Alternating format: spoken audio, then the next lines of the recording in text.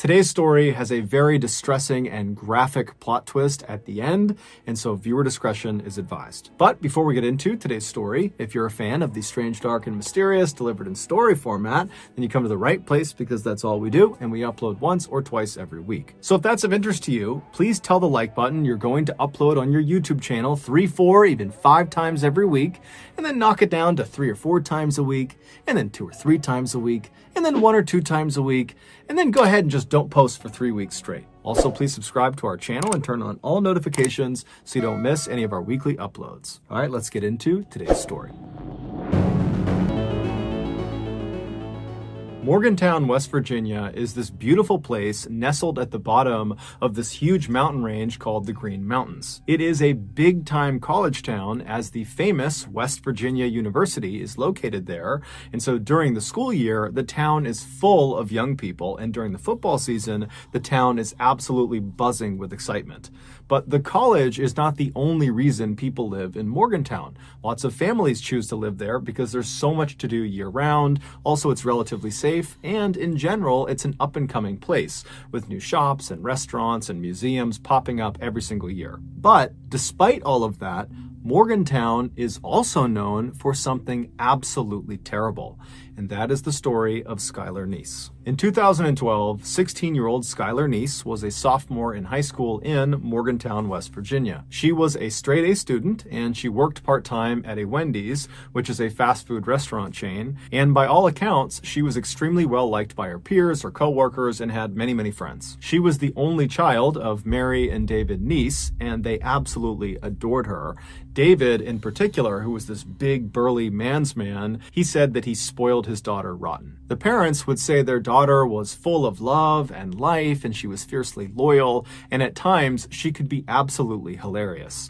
One of Dave's fondest memories is when Skylar was a very young girl, he was home taking care of her by himself. And that morning, as he's looking after her, she asks him if he will participate in one of her trademark tea parties. And so David, the ever-dutiful father, walks over and says, "Of course, I'll participate in your tea party." And he sits down in this little tiny pink chair, and his daughter, who's got her ballerina tutu on, she's across the table and she's all smiles, and she sits down in her little pink chair, and she hands him this little plastic teacup. And so he takes the teacup and he sees there's water already inside of it.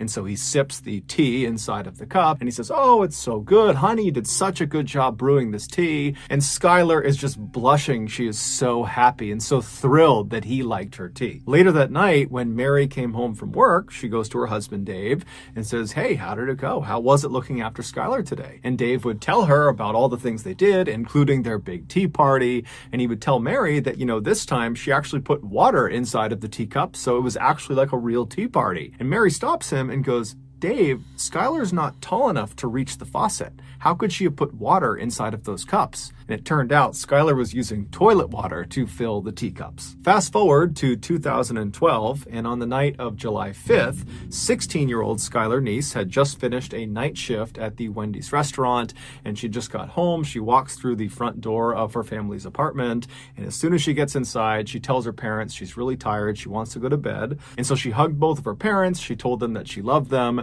and then Mary and Dave watched their daughter walk down the first floor hallway, and then they watched her open her bedroom door, go inside, and shut it behind her.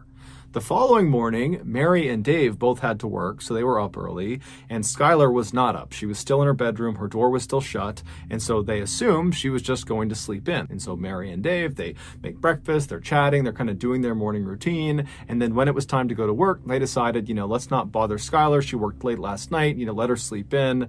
And so the parents, they leave without seeing or talking to their daughter. Later that afternoon, Dave would come home early from work, and he gets to the apartment, he goes inside, and it's quiet. Now, Mary was still at work, but Skylar at this point really should not have been asleep. It's like 2 or 3 o'clock in the afternoon. And so he's thinking, she's got to be up around here somewhere. And so he yells out to his daughter, "Hey, I'm home. Where are you? What are you up to?" But there was no response. It was just silent. And so he walked down the first floor hallway towards his daughter's bedroom, and he saw the door was still shut. Now, she only kept that door shut when she was sleeping. And so he's thinking, okay, I guess she must still be asleep. This is really late in the afternoon. So, I'm going to knock on the door and see if she's okay. And so he knocks on the door and says, "Hey, Sky, it's late in the afternoon. You got to get up." but there was no answer. And when he listened to the door, there was no noise coming from the bedroom. And so he thought that was pretty weird. And so he knocked a few more times. He yelled out a few more times. And when there was no response, no answer, no sound, he opened the door up. And when he looked inside, Skylar was not in there. Now, Dave was thinking to himself, I don't think my daughter told me that she would be gone today, or at least not right now. And he's trying to think, did she say something? Was she meeting someone today? And he couldn't think of it. And so he just pulled his phone out and he called his daughter, but she didn't pick up. So he called his wife, Mary, and Mary's at work, and Mary picks up, and Dave asks her, hey, have you seen Skylar, or do you know where she is right now? And she would say, no, I don't know where she is. Maybe she's out with one of her friends. And so after Dave hung up the phone with his wife, he wound up calling one of Skylar's very closest friends. Her name was Sheila, and she had known Skylar since they were in second grade. They were practically inseparable, and he had a good relationship with Sheila. And so he just calls Sheila, and he says, hey, I haven't seen Skylar. She's gone right now. Do you know where she is? And Sheila would say, no, I'm sorry, I don't, but I did talk to her last night, but, there was nothing unusual about our interaction. It was just normal texting about, normal stuff. And so Dave said, okay, thank you. Well, if you could, can you please try to get in touch with Skylar? And if you do get in touch with her, please tell her to get in touch with us. Or if you hear anything about her, please just let me know. After Dave hung up the phone with Sheila, he kind of stopped and just looked around his daughter's bedroom and thought, maybe there's some clue in here about where she's gone. And at first glance, really nothing seemed out of the ordinary. But when he walked around her bed and was looking inside of her closet, he saw the mesh screen that should have been mounted on the outside of her window was in her closet. And he's thinking, why is that in there? There's no reason for it to be in the closet. And so instinctively, he just turns around and walks over to the window that this screen is supposed to be on. And when he looks down at the bottom of the window, he sees it's open. Barely, just enough where you could maybe get your fingernails underneath the window and pry it open. And so Dave reaches down and opens this window all the way. And because there was no screen on this window, he just stuck his head all the way out the window. So his head is outside of the apartment. He's just kind of looking around, looking for some explanation of why this screen had been removed and put in her closet. And he got his explanation when he looked straight down and saw on the grass outside, just several feet below this window, because this is a first floor window, there was a bench, and the bench clearly had been moved there recently. For Dave, even though he had never heard of his daughter sneaking out of the house before and really didn't think that was something she would do, he's looking around thinking, okay, the evidence in her room and now outside of her room really indicates that that is exactly what she must have done the night before. She must have snuck out. But as he's processing this, he's also thinking, okay, well, if she snuck out of the house last night and then, snuck back into her room, why didn't she replace the screen on the window? And why didn't she close the window all the way? And then this morning, before she left to go wherever she went, why didn't she go outside and move the bench from under her window back to where it was supposed to go to avoid suspicion? Why didn't she do that? And then it dawns on him that his daughter must have snuck out the night before, but not come back yet. She's still out wherever she went. Dave was very concerned. However, he's thinking maybe there's a better explanation. Maybe I'm jumping to conclusions. Maybe she didn't sneak out. And so he calls his wife to kind of just talk with her and figure out what they should do. And they decide, you know what, this is concerning, but let's just give her a couple of hours to turn back up again. I'm sure she's fine. And so they begin to wait. And then at 4 p.m. that evening, Wendy's, the restaurant where Skylar worked, called Dave and said, hey, have you seen Skylar? She was supposed to work today and she didn't show up. She didn't call. It's very unlike her. What's going on? And this was the tipping point. Dave and Mary knew something had to be wrong, and so Dave called the police. Long County 911, do you have an emergency? I have a 16-year-old daughter who apparently snuck out of her room last night. She has not been home, hasn't went to work, can't get a hold of her from any of her friends. I am scared to death. Has she done this before? No. After Dave got off the phone, he and his wife began kind of frantically figuring out what they should do. While the police are out looking, should we go out and look too? Or should we stay here in case she comes home and, maybe she's hurt, maybe we can help her if she gets here. And so they're having this really difficult and stressful conversation when Mary's phone rings and it's Sheila. And so Mary immediately answers it, hoping for some good news about her daughter. But Sheila asks Mary right away, hey, has Skylar come home yet?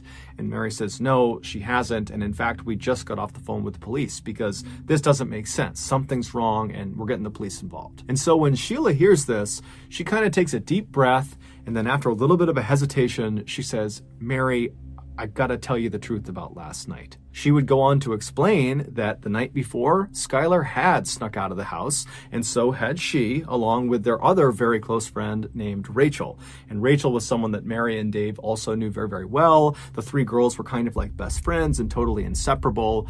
And so Sheila said the three of them snuck out, and in fact, they did this a lot, and they would drive around town and smoke marijuana together. But this was not the big reveal. Despite this being fairly shocking to Mary and Dave, this was not the big reveal. The big reveal was that when they went out and snuck out of their houses and smoked weed together, they would make sure they never drove their car. Whoever was driving would never drive directly in front of any of their houses because they were concerned that the noise from the car could wake up parents and then they'd get caught. And so the way they would do it is after they snuck out of their house, they would walk a block or two away from their house, and then they would call or text the other two and they'd get picked up and they'd go do their thing. And then when they got dropped off, they would get dropped off a block or two away from their home and then walk the rest of the way. And so Sheila told Mary that last night, like so many other nights, she dropped Skylar off about a block away from their apartment, and then Sheila and Rachel drove off. So they did not actually see Skylar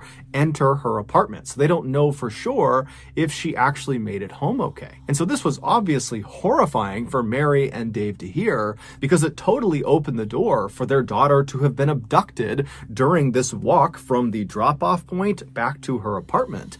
And the street she was on was not well lit. It's the middle of the night. It's dark. She's potentially high on marijuana. And so it seemed like that was a very realistic thing that could have happened, as horrifying as it sounded. And so after Mary got off the phone with Sheila, she called the police and she updated them about what Sheila had told her. And then Mary and Dave met up with Sheila and Sheila's mother and began searching the immediate area around their apartment in hopes that maybe, she fell somewhere and she's trapped and she just needs to be picked up or helped in some way. But after searching for several hours and knocking on dozens and dozens of doors, nobody saw anything, nobody knew anything, there was no sign of Skylar. And so as this group is totally down, they don't know what to do, they feel totally helpless, they know the police are out looking for Skylar, but they want to do something and they don't know what to do. And that's when Mary remembers there is a security camera on the outside of their apartment building that is looking down at the road. And so right away, the four of them literally run back to the apartment building. They go inside, they find the security manager, they explain the situation, and sure enough, he pulls up the footage from the night before,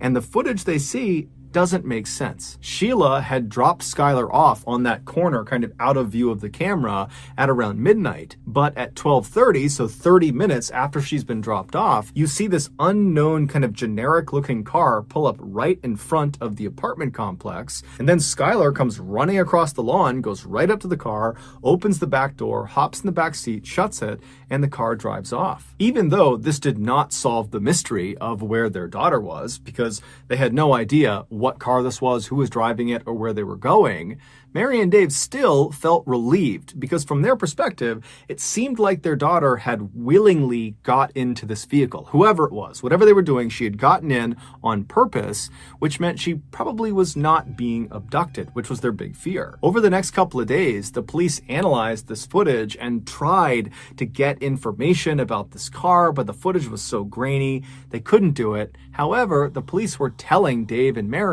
hey guys, I'm sure Skylar is going to show up any day now. As much as you may not want to believe it, that your daughter is capable of running away, it is fairly common for teens to do that. They'll run away and then, a couple days later, they'll pop back up.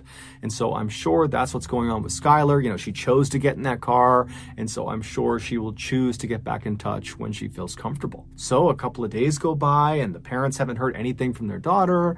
And then a couple of weeks go by, still nothing. And then a couple of months go by, still nothing. And this is all despite the fact that there is a massive search happening led by the police, and locals in Morgantown have put flyers up everywhere that have pictures of Skylar Neese's face everywhere in town and in neighboring towns. It was like you could not go 5 feet without being reminded that this girl is missing. Have you seen her? If you have, give us information. Despite the amount of publicity this case was getting, no one came forward with any meaningful information. It was like Skylar had just vanished and no one had a clue what happened to her. Her parents were obviously devastated that they had no idea what happened to her.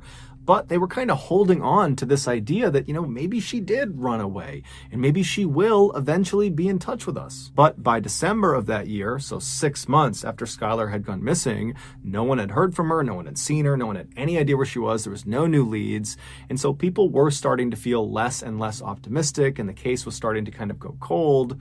And then on December 12th, something totally unexpected happened that changed everything. On that night, Rachel, the other friend who had been there with Sheila and with Skylar on the night that Skylar had vanished, she has a full-blown nervous breakdown. In fact, it's so bad that she's screaming and running around and she's punching her family members, and her mom actually calls the police on her.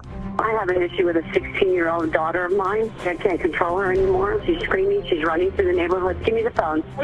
No, this is over. This is over. Hurry up. Oh, God. She just gave me a block. Oh, God. Hurry up, please. After this call was made, the police show up to Rachel's house and they take her away to a psychiatric hospital. And then several days later, when she was released from that hospital, she went straight to the Morgantown Police Department. She walked inside and said, I got to get something off my chest about Skylar. Apparently, whatever it was that she had been keeping secret had just been too difficult to keep inside. It was quite literally driving her crazy. And so the police said, okay, great. And they brought her into an interview room. They sat down and they said, okay, what do you got for us? The following has been pulled from what Rachel told police. Back on July 5th, 2012, Skylar came home from that night shift at Wendy's. She goes inside her family's apartment. She says goodnight to her mom and dad. She goes into her bedroom and she shuts the door, and she's laying on her bed. She's on her phone. She's not going to bed quite yet. And as she's laying there, she starts getting text messages from Rachel and also from Sheila asking her if she wants to sneak out that night. Now, Skylar didn't want to, and she said as much because she was actually hurting. She was mad at her two friends. According to some of her other friends that went to school with her and Rachel and Sheila, the three of them were totally inseparable, but lately, kind of the few months leading up to when she ultimately disappeared, there had been tension in their group. It seemed like Sheila and Rachel were getting very, very close and kind of pushing Skylar away, and Skylar was starting to pick up on it. It was little things like Sheila and Rachel would show up to school in matching outfits, but they wouldn't tell Skylar beforehand, kind of leaving her out. Or whenever they posted selfies of the three of them, Skylar was always relegated to the back or kind of in some other way obscured to make sure she was not the focal point of the picture. It was just very obvious that they were deprioritizing Skylar, and it was really hurting Skylar's feelings. And so it seemed like her way of standing up to them and kind of telling them that she was upset was to turn down their offer of sneaking out and smoking weed with them. But over the next couple of hours, Skylar would eventually say, okay, fine, I'll come with you guys, I'll sneak out and we'll go smoke together. Just before 12:30 a.m. on July 6th, Skylar gets off of her bed, she walks over to her window, she lifts it up, and she pulls the screen off, and she walks over to her closet, she puts the screen in her closet and shuts the door to the closet, and then she walks back over to the window and crawls out and lowers herself down onto the grass below, and then she walks over and grabs the bench and slides it over and puts it right underneath her window, and then she stands on the bench and reaches up and pulls the window down so there's just a little crack left so she can get back inside. And then she just waited by the side of the apartment looking out towards the road, and right after 12:30, this car, the unknown car on the surveillance camera, pulls right in front of the apartment building, and Skylar runs over to it, opens up the back right door, and climbs inside. This unknown car was Sheila's car. Sheila was driving, and Rachel was in the front passenger seat. It would turn out Rachel and Sheila lied about basically everything, including what time they picked up Skylar. So the three girls, they drive away from Skylar's apartment, and Sheila hops on a highway and starts driving northwest. Now, the girls did not immediately start smoking inside of the car. They decided instead they would actually drive to a location, get out, and smoke there. And the place they decided on was a spot they had smoked at before. It was a known hangout spot for teenagers. It was located about 45 minutes away, just barely across the border into Pennsylvania. It was down this kind of old country road that nobody ever went on. And so Sheila drives the car 45 minutes. She crosses into Pennsylvania. She finds the turn onto this old road. They drive down it a little ways until they're pretty far away from the highway, at which point Sheila pulls off the road onto the grass, parks the car. The three girls get out and they walk past the car a little ways down the path to a clearing on the right. There was a hill that went up on the right, and they would kind of sit on this hill looking downhill, and that would be where they would smoke. And so the three girls girls, they sit down, they're all next to each other, facing downhill. They're not facing each other. And Sheila, who is sitting all the way to the right with the car being over to the left, she pulls out the marijuana joint and she's about to light it, but she realizes she does not have a lighter. And so she asks Rachel and Skylar if they have a lighter, and they both pat themselves down. They're checking themselves. They don't have a lighter.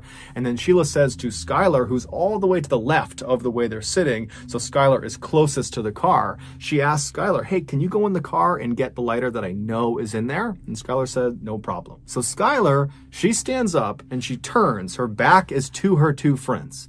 And as soon as she starts walking, what she would have heard is the sound of her two friends standing up as well, and then loudly saying, 1, 2, 3. And on 3, Skylar would have felt 2 knives being plunged into her back by Rachel and by Sheila. In a panic, Skylar does not even turn around. She just starts taking off running towards the car, and she manages to run away from her attackers. But because of her grievous injuries in her back, she eventually slows down, at which point Sheila tackles her from behind. She gets her on the ground, she pins her on her back, and Sheila is trying to stab Skylar, but Skylar is doing her best to keep the knife off of her. But at some point, Rachel comes running up beside them, and between Rachel and Sheila, they manage to hold Skylar's hands down, at which point Sheila and Rachel began taking turns stabbing her in the chest and in the neck. The whole time, Skylar is trying to defend herself, but it's impossible with these two on top of her. And at some point, she just kind of gives up and she says, why are you doing this to me? Why are you doing this to me? But they don't give her a reason. They just keep on going. And eventually, Rachel stops stabbing Skylar, but Sheila doesn't. Sheila keeps on going until, quote, her neck stopped making gurgling sounds.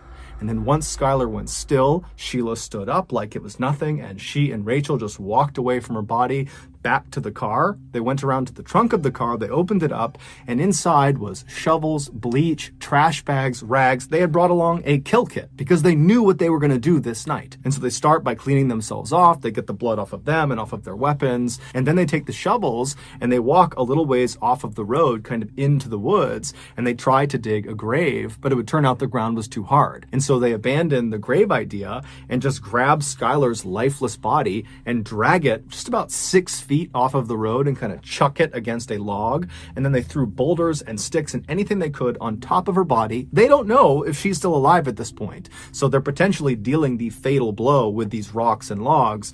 They cover her up until she's totally obscured.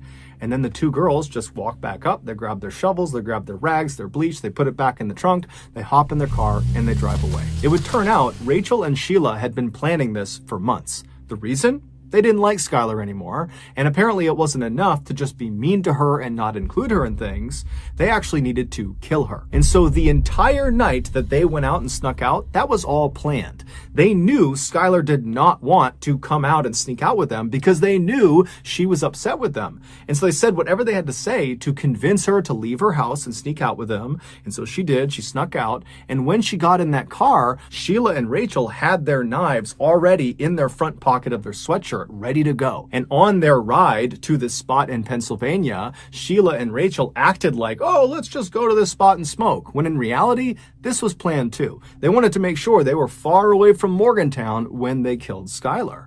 And so when they got there and they walked down to their spot to actually begin smoking, Sheila and Rachel had intentionally not brought lighters, and Sheila had left a lighter in the car specifically so she could ask Skylar to go get it. Because the plan was, as soon as Skylar gets up to get that lighter and her back is to us, Sheila and Rachel had promised each other that they would count to 3 and then attack her. Ultimately, Rachel would be sentenced to 30 years in prison, but she'll be eligible for parole in 2023. And Sheila would be sentenced to life in prison, but she would also be eligible for parole in 2028. During their trials, Rachel was very remorseful and even gave an apology to Skylar's parents during the sentencing phase. Sheila, on the other hand, smirked during her trial for most of the time. She was smiling, and totally making light of it. She said she didn't do it. She was totally not remorseful, and she did not offer an apology to Skylar's parents. She did, however, leave an unbelievably cruel message on Twitter. In March of 2013, when the police came out and officially said, "We have identified the remains in the forest in Pennsylvania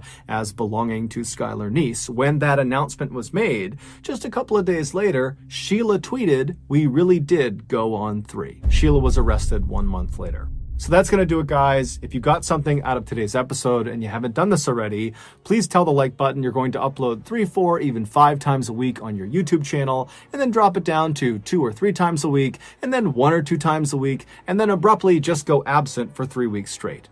Also, please subscribe to our channel and turn on all notifications so you don't miss any of our weekly 1 or 2 video uploads. We are now selling merchandise like flannels and hats and sweatshirts and all sorts of stuff. If you're interested, go to shopmrballin.com. If you want to learn about upcoming deals and promotions for our shop, go to our shop's Instagram page. The username is shopmrballin.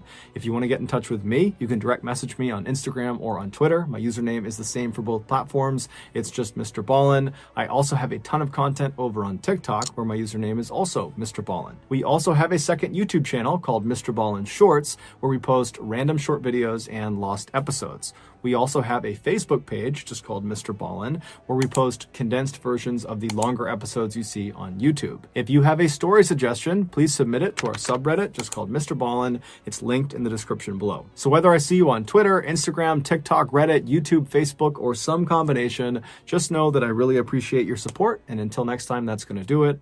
See ya.